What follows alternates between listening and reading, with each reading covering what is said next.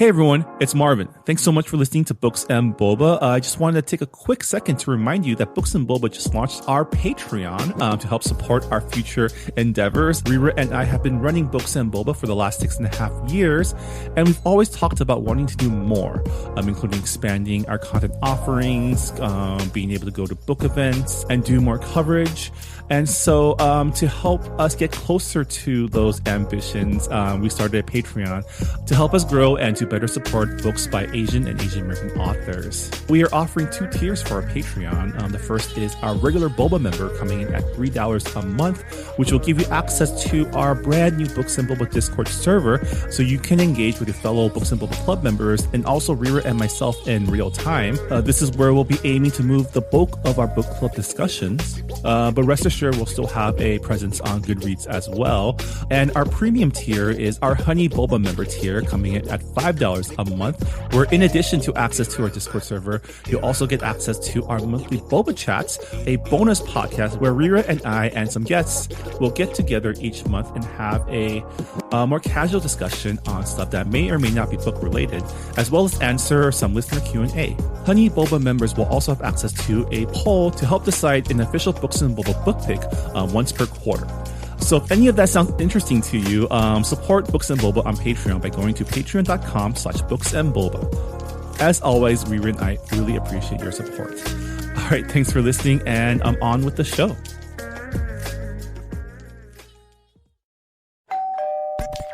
You're listening to Whoa! Potluck.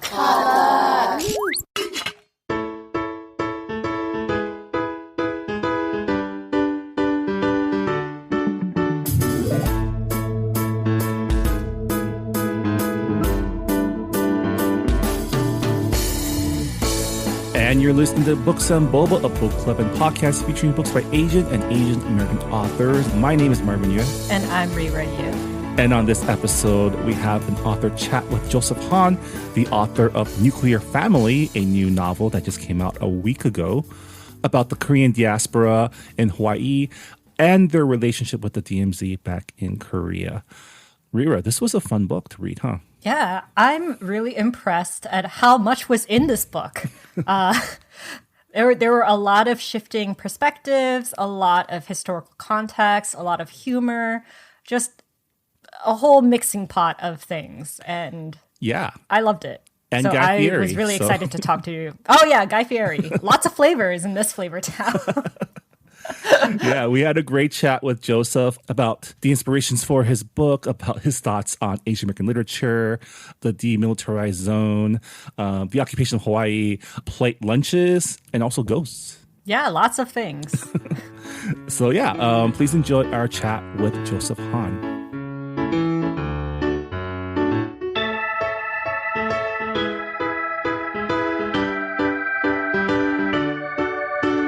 And we're here with Joseph Han, the author of Nuclear Family, which came out June 7, 2022 with Counterpoint Press.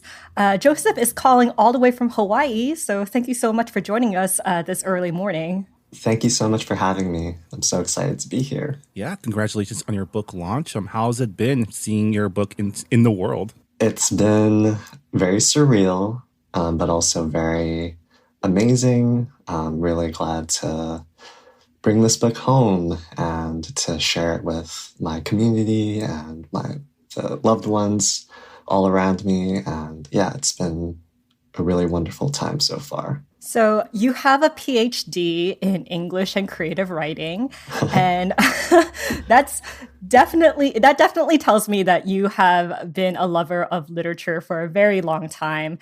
Can you tell us a little bit about your writing journey and how you became an author?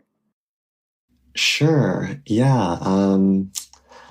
Well, kind of like how a lot of folks steer into their English majors as undergrads, I was just absolutely terrible at everything else.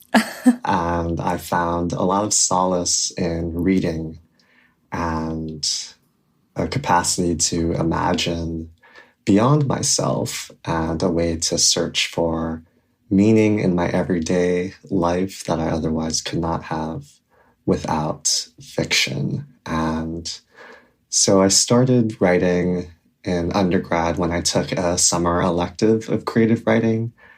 And it was from that point on where I realized I did not want to remain on the outside of literature looking in.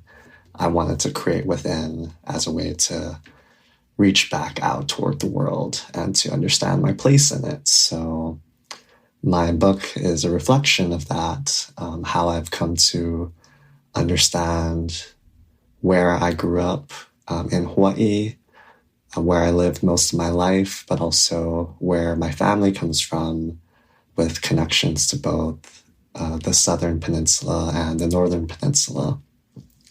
But yeah, writing was my way of living in a way and learning how to live. Yeah, I see that you also teach Asian American literature, which, for me growing up, we don't really have a lot of contact with Asian American literature until like that college course that kind of opens your eyes to, this type of, I guess, representation in the written word. Can you tell us about what drew you to both studying, teaching, and also writing Asian American literature? Yeah, I went into undergrad thinking that I would become a high school English teacher, meaning a teacher in American literature. And as I was writing, I found it increasingly difficult to embrace the question, why am I not writing Korean characters? Why can I not write about their background and their history? And I really struggled with what I didn't know about my family because of what they did not tell me, and also because of what my upbringing in the English language prevented me from understanding, which coincides with my American education, which posits a very particular view of Korea's division and the Korean War. And so I found my way to writing Nuclear Family through reading Korean American literature.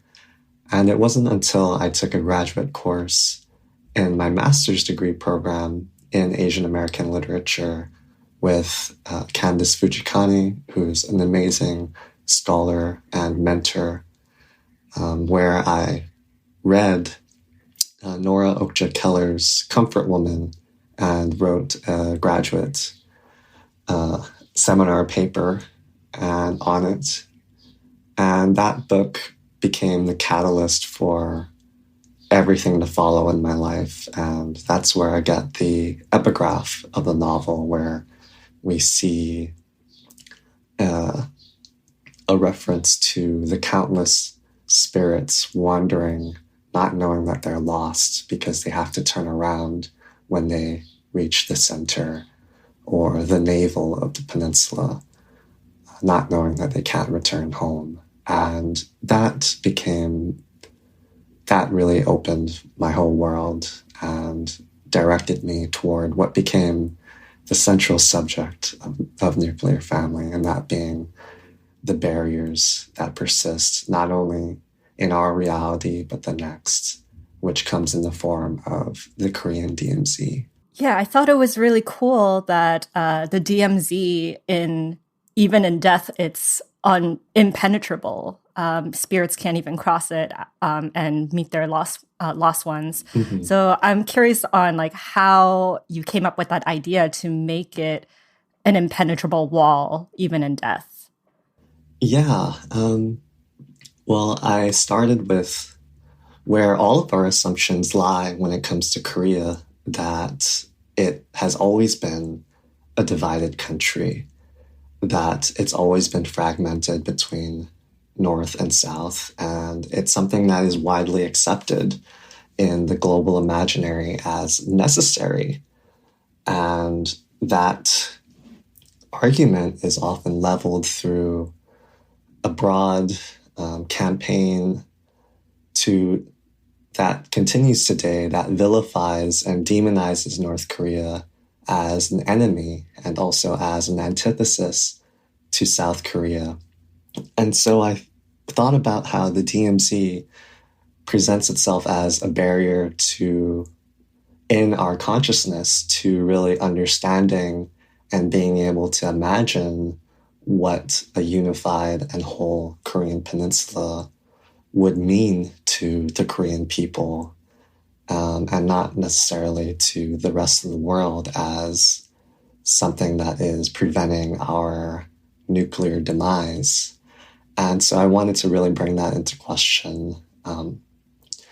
Who remembers what kind of devastation has already been experienced during the Korean War, but also how is our indifference and forgetting about Korea's history reinforce and charge the Korean DMZ to exist not only as a literal place, but as a psychic and a symbolic fragmentation that exists in our minds. And so I thought, what a better place than fiction to write back against the fiction that is this imaginary, arbitrary border that was created in order to keep Seoul in US occupied territory, to evenly distribute the peninsula between global superpowers. And yeah, to ask us to reckon with how we can imagine more crossings or why we may wish to cross.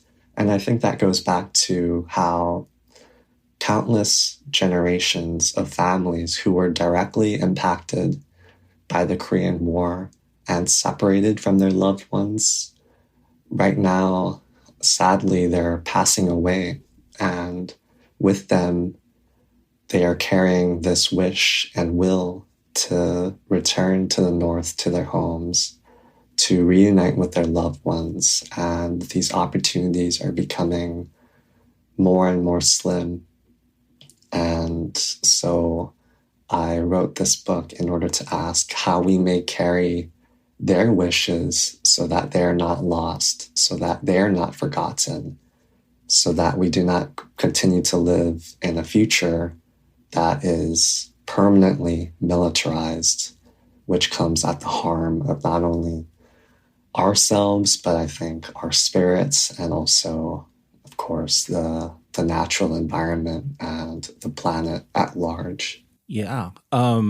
Your book has some magical realism elements to it that I actually didn't expect, but you lay it out for us right from the start, right? The first chapter, it's about ghosts trying to cross the DMZ. And I just wanted to ask, was that always going to be a part of your, like, when did you decide to add the magical realism elements into your story?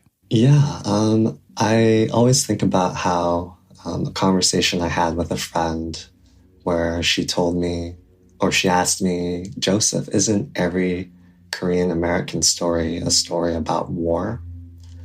And I think that also goes back to what Joo Hyun Park says, who's actively involved with the Korean American organization Norodol in New York, where they say every Korean person I know who's died has died during the Korean War.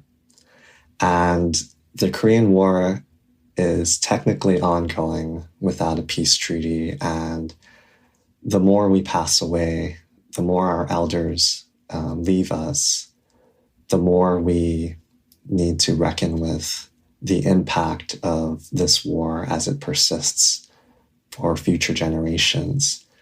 And so I thought that a ghost story was the best way for me to understand how the Korean diaspora continues to be haunted by the secrets and the violences that are extraordinary in scale, that we are all intimately connected to through our families, and that this unknowing is something that has been so terrifying to me, that there's this large absence in place throughout my upbringing toward knowing why my family left Korea, why there is a Korean diaspora in so many different places throughout the world. And that goes back to the division of the peninsula, the presence of war that continues today. And yeah, I wanted to open the book with an evocation of a seemingly long-lost elder that Jacob is going to collide with eventually in the novel. And yeah, I thought it was only appropriate that as soon as you start the book, a ghost will pop out. Kind of like a jack-in-the-box, I guess, to startle you, like, okay, this is what it's about. Actually, like your work reminded me of Min Jin Lee's Pachinko. I mean, it's not a ghost story, but it's a multi-generational story that explores a Korean diaspora that's not really well circulated in literature, because Pachinko is about Zainichi, Korean Japanese. And in your book, you have Korean Americans or Korean settlers in Hawaii, and also a double diaspora of North Koreans in South Korea. I guess like Koreans who lived in a reunited in a united Korea before it got divided. So that's another type of diaspora. And it's really interesting to me as a Korean American to read about this, because my family, I have no ties to the North. So to me, I don't have any like personal loss or trauma tied to the division of the peninsula, but that is not the case for a lot of Korean families. But at the same time, I feel like Korean literature, like South Korean literature, they don't really write about this diaspora, this North Korean diaspora. And in some weird way, I feel like Korean Americans are more equipped to write about North Korean diaspora in South Korea. Yeah. I don't know if it's because the feeling of loss is the same. What are your thoughts on it? Yeah. Wow. Rira, thank you so much for sharing about your story, which I really appreciate. And yeah, I'm just so glad that this novel it has become an occasion for me to commune with fellow Korean Americans. So this is why I wrote the book. So I'm really happy to be connecting with both of you. The writer who's based in the Bay Area, Min Young Lee, wrote a really wonderful review about the novel in the Chicago Review of Books, addressing exactly what you mentioned, this sense of being doubly removed, or this sense of how Koreans in diaspora may be more willing to or ready to talk about the division in ways that South Korean writers may not be able to approach. And she contextualizes that within the long history of this disavowal, as I mentioned, that Koreans are always having to inherit and embody regarding their indifference toward North Korea, their opposition toward anything that may be suspect for questioning or interrogation, which comes with a long history of militarized brutality by the South Korean government against its own people, for having any kind of ties to the North. So we've always been made to renounce our connections to the Northern Peninsula and where we come from. And I think even Korean Americans also, in a way, have to renounce any kind of suspected ties to North Korea. And there's always that classic question, which Korea are you from? Which is totally absurd. But yeah, it's this conversation that I kept running into that informed why it is that the Cho family in Hawaii receives such a backlash toward the restaurant once Jacob becomes suspected of having these allegiances that do not align with U.S. interests.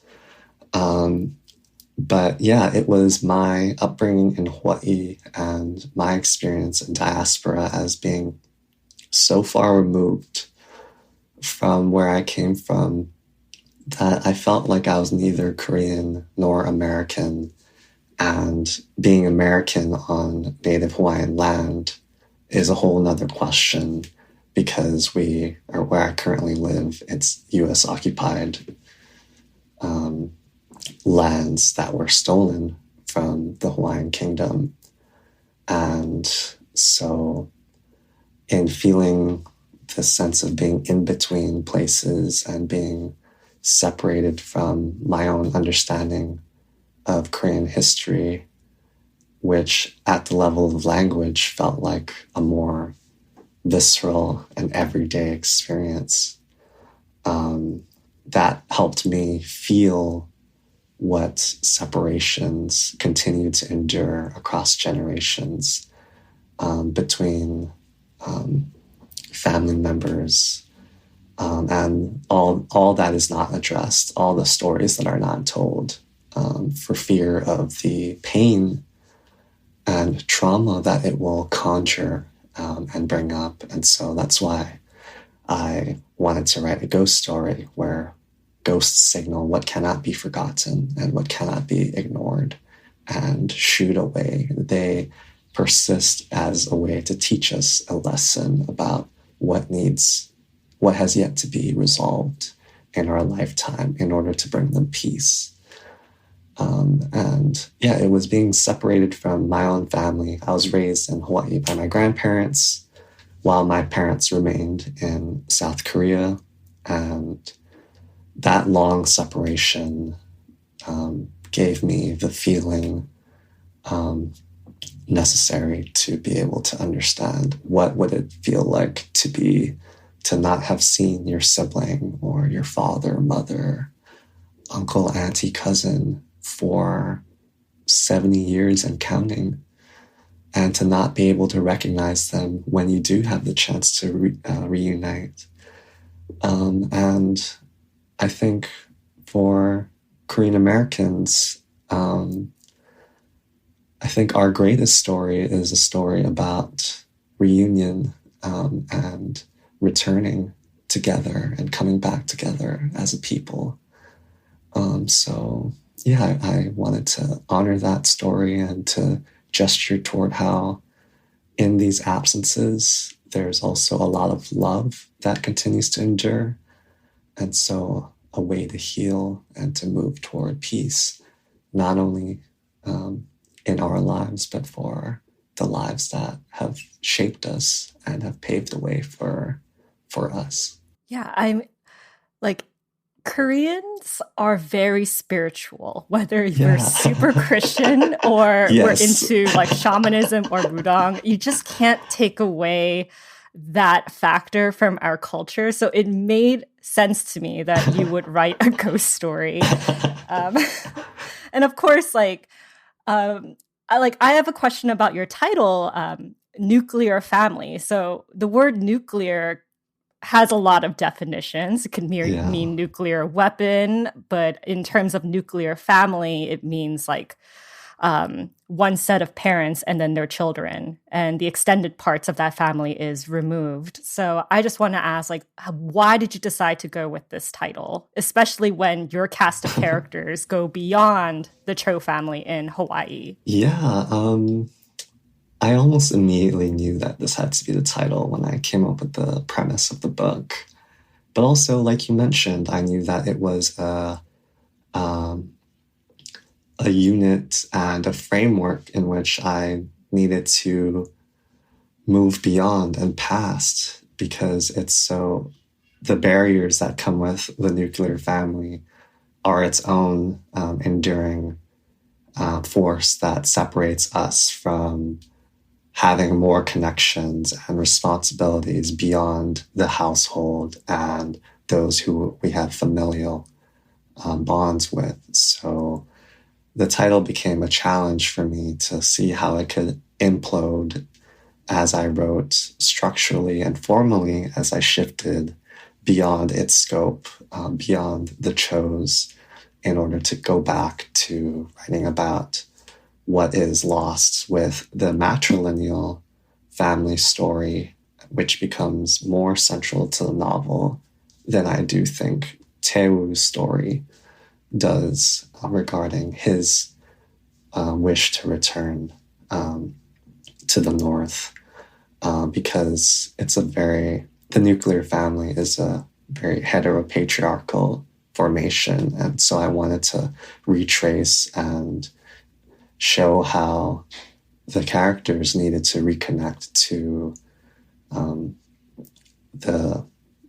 like I mentioned, the matrilineal stories that were otherwise subsumed or lost under what is also a patriarchal practice of ancestor worship with Chesa, where it's the eldest son that has to engage with and enact these rites, and which is why Taewoo so desperately sees Jacob as the main force, living force to which he can embody and imbue with his sense of purpose to finally overcome the long-standing barrier in both of their lives, especially regarding Jacob's barrier to his own understanding of who he is in relation to the history that has impacted their family and pushed them to leave Korea for Hawaii.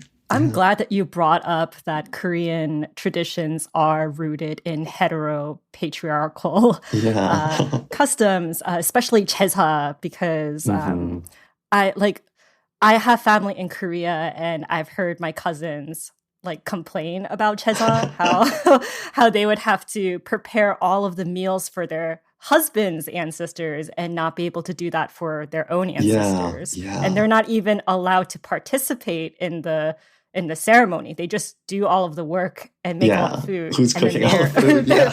And then they're put out in outside the hall. So I think you show that traditional gender roles in Korean culture, like how it can strain relationships. And I thought you wrote Grace's and Jacob's sibling relationship really well, and how those traditions could really put very big expectations on you as a daughter or as a son. So my question is, do you have siblings? Like, how did you develop those sibling dynamics so well?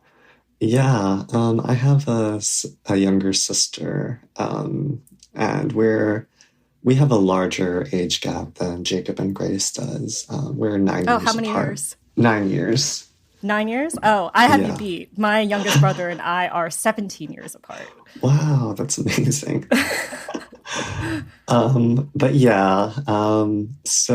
It was our dynamic and upbringing that really informed the particularities of Korean sibling relationships, and how younger sisters often had this subordinate supporting character role in the family, especially as Grace has to become her parents' assistant in all ways, not only at the restaurant, but in their personal day-to-day, and gets this larger expectation for having to save the family somehow once that news breaks about Jacob being detained.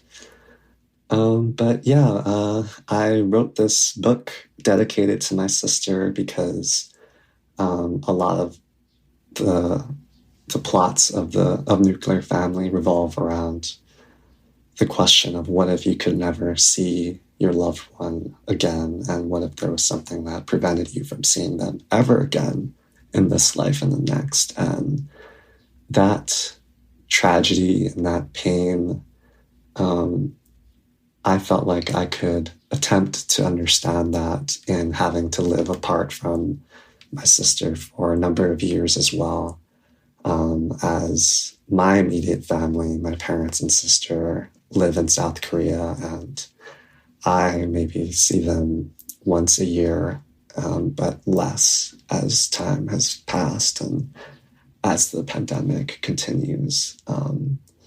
So, and our goodbyes are always so painful, and they compound upon each other and every other goodbye that we've had, going back to the first goodbye between me and my parents when they returned to Korea, and I remained here in Hawaii. So I think it's also just by design that Koreans are separated from one another across diaspora, across the peninsula, through language and cultural practices. There's so much to be lost, but also to be gained as we strive to reconnect with one another and to honor our connections. Yeah. So the Cho family in your book runs a plate lunch shop, and I just there was a lot of food in your book, and I think that's for better or worse, that's like a staple, I guess, trope at this point of Asian American literature, is we love to describe our foods. And I guess in terms of your decision to set the story in a plate lunch restaurant, which in itself is like an amalgamation of different cultures, like the plate lunch is itself like an allegory of like the movement of people into Hawaii, right? Yeah. I guess what inspired you to set your story there? Yeah, I think, I read about this in an essay for LitHub that came out recently, how I feel like the Korean diaspora in Hawaii is primarily understood through the Korean plate lunch, and also meatjun in particular, which is a dish unique to the Korean diaspora in Hawaii. And yeah, I think it's the first thing anyone assumes about me when they learn that I'm Korean, where they'll say or tell me that their favorite place to eat is a Korean plate lunch restaurant, and that this encapsulates all they know or even wish to know about Korea. That is, that there is so much offered to them all in one place on the Korean plate lunch. So yeah, I thought it was only appropriate that this family run a plate lunch restaurant, and that what they offer is no longer accepted when their allegiances shift away from their franchise and their success in order to focus on the betrayal or shame that Jacob's attempted crossing brings to them, but also brings as far as the anxiety that a lot of people living in Hawaii continue to carry, the fear that we are always prone to another attack, and that's very much encapsulated in the build-up to the false missile alert as it shows up in the novel. But yeah, plate lunches. It's the main thing we have going on here as far as Korean food. It's kind of like how in LA people are like, oh yeah, you're Korean? I love Korean barbecue. And Yeah. I love how you could just sum up my identity with your favorite dish from your favorite restaurant. And I like how you... To be fair, I think we kind of do it to ourselves too sometimes. I mean, true. But our food is good though, Marvin. So of course we're going to be boastful about it. But your book is so funny, by the way, Joseph. There were just some parts where I would just snicker, even though the subject matter was very serious and depressing. Yeah. It was just kind of a situation where I'm laughing because it's so sad. And that is the only way I can cope with what is happening on the page right now. Well, speaking of ghosts, I mean, one of the ghosts that does haunt the restaurant is the ghost of Guy Fieri. And I love that. I was laughing throughout your entire chapter devoted to Guy Fieri and the effect that he has on like small mom and pop shops. Why did you include Guy Fieri in your story? Well, I guess to sum it up, everyone loves Guy Fieri, especially white people. And I knew that would be the hook when it came to the novel, in the same way that it becomes a hook for the world and the characters in Nuclear Family to start attending the Cho's Plate Lunch restaurant, because they got this stamp of approval from the white culinary cultural ambassador to America. And yeah, like their first media appearance with Diners, Drive-ins, and Dives then becomes taken up in stark contrast to their second media appearance with Jacob, making international headlines. So to trace that fall and how they may never go back to those glory days that were signaled by people waiting outside, and the sense of community that it brought them, that Grace's mom could become like an anti-figure to everyone who walked through their doors. And so too could their sense of family also reach the perimeters of the restaurant. But it only lasts insofar as they pay and then leave. And we see how quick they are to leave and not consider the Cho's family anymore once they suspect something's going on. That none of them really could understand. And that is put into relief through Jacob's experience and story. I also just really love how, much like the grandfather ghost wants to return to his home, North Korea, Guy Fieri longs to return to his flavor town that he can't find anymore. Yeah, he's always talking about it, but it's like this unreachable, utopic place.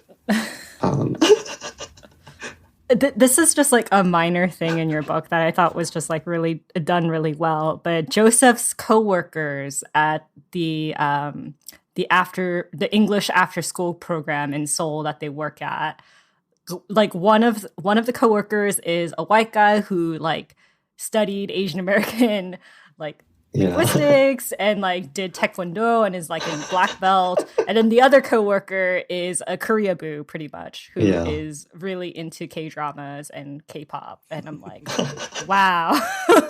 That like two very familiar faces you will see in English classrooms these days. And it just made me think about how a lot of Korean culture, Korean food, it has that stamp of cool approval because of like the white experts, quote unquote. Yeah. The same kind of lineage to Guy Fieri. Fieri, yes. Every white person is a Guy Fieri.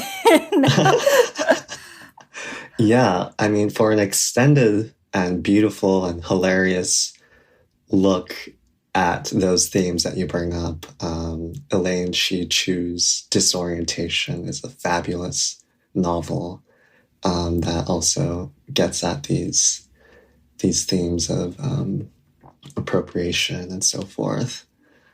But yeah, as far as I'm concerned, everyone who's not Korean is a Koreaboo in my perspective. Because there's so much to be loved and adored about Korean culture, pop culture in particular these days, food, so much to be consumed as it is exported at a large scale culturally from South Korea. And it only goes so far, that love and adoration for Korean culture, that doesn't go beyond into dealing with or reckoning with the historical implications of what made all of this possible, what violences the peninsula came to bear and continues to bear with the U.S. military presence there, and the violences that surround military bases that are often gendered, that impact the land with pollution. And so I think that applies to Hawaii as well, with the consumability and desirability of Hawaii that is predicated on such violent histories. So yeah, I hope to bring that conversation toward both places as places to be desired and consumed, and what conditions those appetites. Yeah, like one chapter that really made an impression on me was the chapter titled Locals.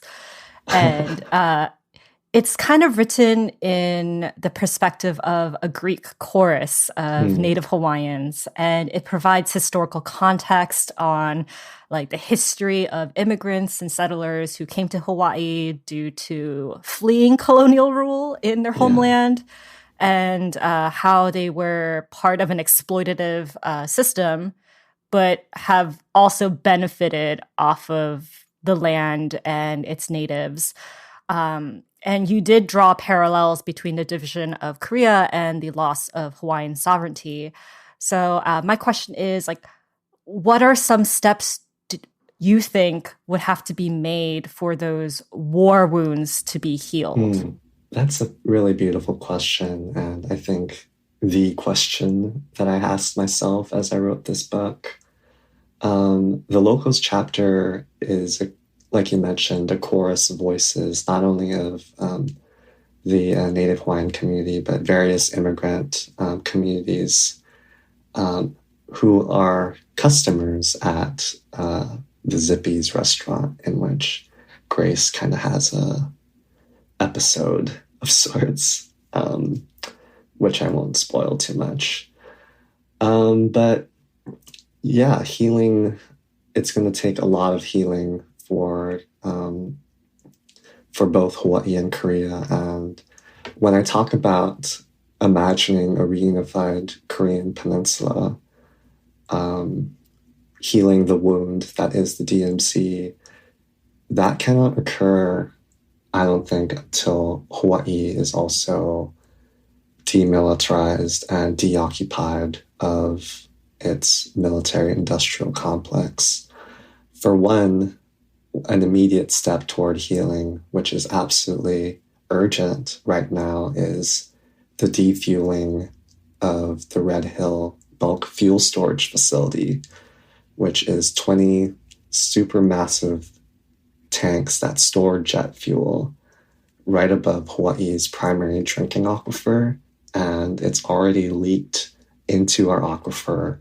We've had to shut down our wells and shaft that draw from that aquifer in order to prevent jet fuel from being pulled into the water supply of 1/3 of Honolulu. And about 93,000 families have already had their water contaminated. Folks' pets have died. Babies have gotten sick. People have been hospitalized.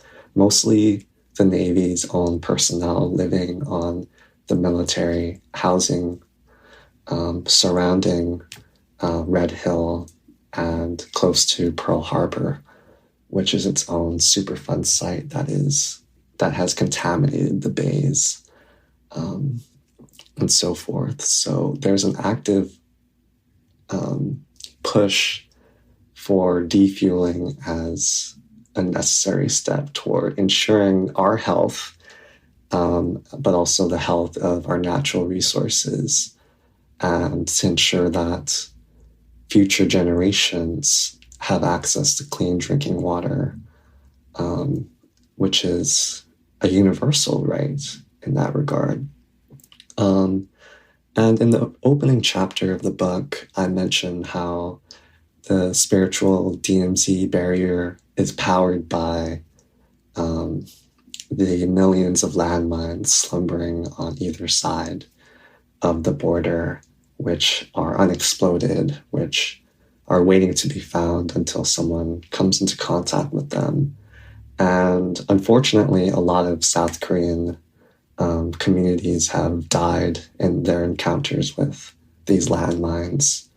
And also in places like Makua Valley in Hawaii, which was used for live fire training and target practice, there's also many unexploded mines and bombs there that have yet to be cleaned up and which continue to pose a danger. And these were lands that were once used for agricultural purposes and were used to feed countless number of communities. And the land was a place of abundance and growth, and whose meaning has been altered for the purposes of war and war making. And there are many places, including Pearl Harbor, the Pohakalo training area on the island of Hawaii. Every day they continue to test weapons, and there are poisonous clouds that come up and spread across the island from these weapons testing and training that impact not only the soldiers themselves, but reach into the surrounding communities who can hear and feel the rattling of these bombs every day. And likewise, it's very common in Oahu to see military aircrafts just flying across the sky and using the same fuel that is poisoning our water. So our realities are so militarized, all for the sake of our freedom and our security, but also at our expense, which is such a paradox. So a lot of healing to do, but also a lot of calls for action and accountability for the Department of Defense to clean up their mess, to defuel Red Hill, to consider, and I wrote this book to ask everyone to consider, at whose expense are we maintaining that lands such as Korea and Hawaii and other places like Okinawa and Guam must be militarized for the sake of our freedoms and our sense of security, when in fact they pose the biggest risk to our bodies and the lands on which they occupy, but also the rest of the world, as the Department of Defense is the largest contributor to climate change. And I believe the greatest threat to our planet that we must reckon with in order to reverse what can be an alterable course. Yeah. I mean, wow. I mean, definitely when I was reading your book, I think a lot about my own family's experience with war. My family was also separated by the Chinese Civil War, but also how even today, in the way that we live our lives, supposedly in peace, we're still haunted by those ghosts, both in the trauma that's handed down through the generations, but also through policies and what's still happening in the name of military and war. So yeah, also for a lot of American readers, they might think that, the American forces in Korea, they're necessary because of North Korea being a threat, but it goes both ways, right? Yeah. So exactly. I think your book really does start, it starts a conversation on decentering the American savior complex in South Korean history, and just like you said, talking about the costs of militarizing these lands and who's benefiting off of it. I think it is a really good way to start a conversation that people don't really want to start because it's uncomfortable. Yeah. Yeah, exactly. Thank you so much for bringing that up. So as we wrap up our chat with you, and once again, thank you so much for speaking with us on Books and Boba. What's next for you? Are you working on another book? Are you enjoying the accolades of this one? Like, what's going on? What's next is taking a break for sure. Yeah, trying to slow down a bit because things have been moving incredibly fast leading up to the publication of the book. And yeah, right now I'm working on a short story collection, which I think builds upon the world of Nuclear Family as its own kind of cinematic universe, so to speak. But it takes a broader look at the Korean diaspora in Hawaii to move beyond the plate lunch restaurant to look at barbecue restaurants, for example, the education system in Hawaii and Korean hagwons in Hawaii, which is inspired by my own family's connection to hagwons and my parents' experience as working class immigrants here.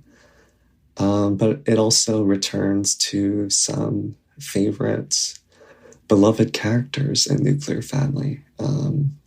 I guess I can say Grace and Jacob make their reappearance in the collection in stories that precede the novel. So kind of like their origin stories that I couldn't write in the book. Will we get really more weed adventures? Maybe an origin story related to Grace on that front. Sounds fun.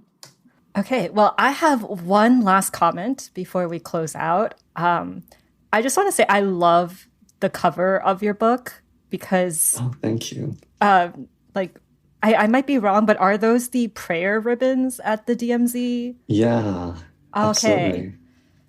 Yeah, I thought so. I mean, it's hard for me to tell because I'm like, I've never been to the DMZ, but I was like, well, it's a book about the Yeah. separations. I'm guessing that's what it was. But was that like an idea that you pitched to your publishers, or did they just come with you with that cover?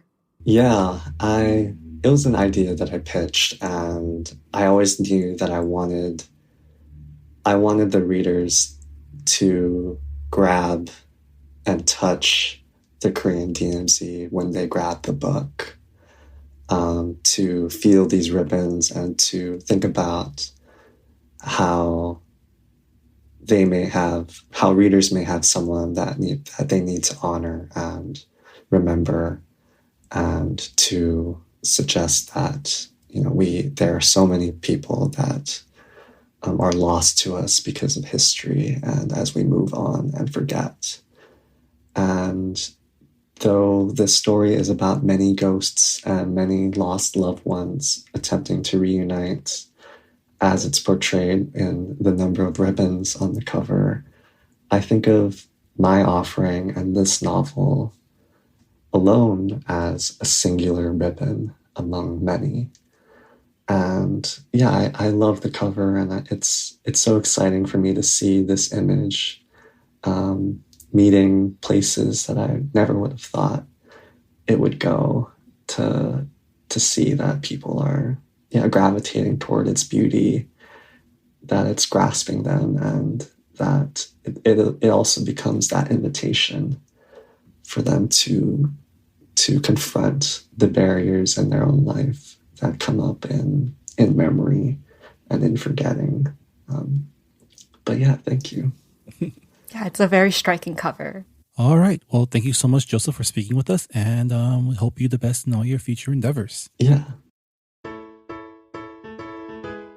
And that was our author chat with Joseph Han, the author of Nuclear Family, available now at booksellers everywhere. You can also purchase it at Books and Boba's online bookstore at Bookshop to support your local bookstores and the Books and Boba book club. I definitely recommend it. I had a ton of fun reading the book. It's, like Reba said, it has a lot of very heavy themes, but it's actually really funny and ultimately a very optimistic book as well. Yeah, if dark comedy is your thing, it'll definitely strike in your humor zone. Yeah. So. And we didn't even touch on like the stoner comedy that's in the middle of this book as well. Oh, no, I purposely left that out because I want people to like enjoy it without any spoilers. Because my goodness, it is very colorful, to say the least. All right. Well, Rira, please remind us what we're reading for book club for the month of June 2022. We are reading Last Night at the Telegraph Club by Melinda Lowe, and it is set during the 1950s in San Francisco and follows a young gay Chinese-American girl who stumbles upon a lesbian bar. Yeah, no, we're super excited to get into it. If you are reading along with us or you have read the book already, please let us know your thoughts on our Goodreads forums. We always love to see what our members think and also include your insights into our book club discussion as well.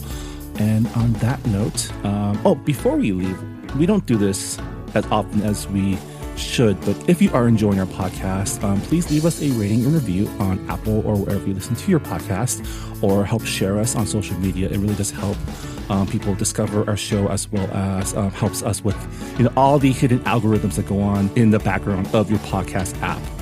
So yeah, we really appreciate your support. And on that note, thank you so much for listening, and we'll see you all next time. Bye, everybody. Bye. Thanks for listening to Books and Boba. This podcast was hosted by Marvin Yue and Rira Yu and edited and produced by Marvin Yue. Follow the book club on Twitter and Instagram by going to @BooksandBoba and engage with us on Goodreads on our Goodreads group. You can also check out past episodes of the podcast by going to booksandboba.com and by subscribing to us on your favorite podcast app. Don't forget, you can support Books and Boba and Asian American authors by purchasing books at our bookshop.org account. Check out the link in our show notes and also at booksandboba.com. Books and Boba is a proud member of the Potluck Podcast Collective, a collective of Asian American hosted podcasts featuring unique voices and stories from the Asian diaspora. Learn more about the collective and check out our fellow Potluck shows by visiting the website podcastpotluck.com. Thanks for listening.